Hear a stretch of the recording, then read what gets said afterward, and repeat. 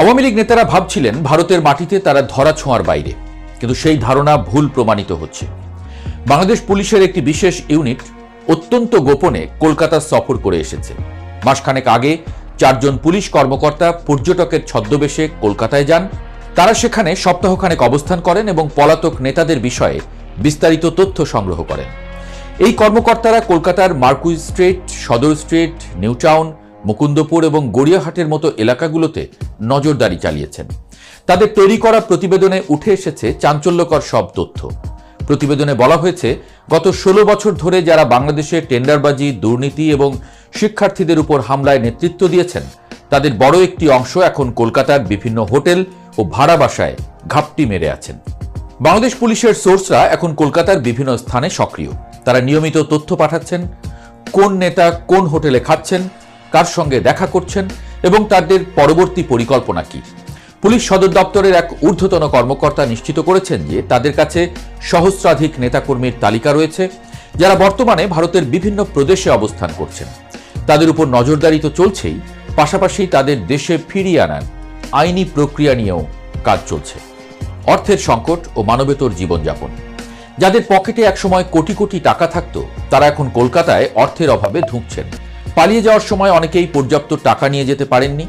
আবার যারা হুন্ডির মাধ্যমে টাকা আনার ব্যবস্থা করেছিলেন, কড়াকড়ির কারণে সেটাও এখন কঠিন হয়ে পড়েছে। কলকাতায় আত্মগোপনে থাকা এক অতিরিক্ত ডিআইজি আক্ষেপ করে বলেছেন, এখানে টুকটাক কাজ করে কোনো মতে চলছি, কিন্তু তাতে সংসার চলে না। মাঝে মধ্যে বাংলাদেশ থেকে টাকা আনতে হয়, কিন্তু সেটাও খুব ঝুঁকিপূর্ণ। আমরা এক ধরনের অর্থনৈতিক অবরোধের মধ্যে পড়ে গেছি। বেশিরভাগ নেতাই এখন আর বিলাসবহুল হোটেলে থাকার সামর্থ্য রাখেন না। দক্ষিণ কলকাতার গড়িয়াহাট বা এর আশেপাশের এলাকায় যেখানে বাসা ভাড়া কম, সেখানে তারা গাদাগাদি করে থাকছেন।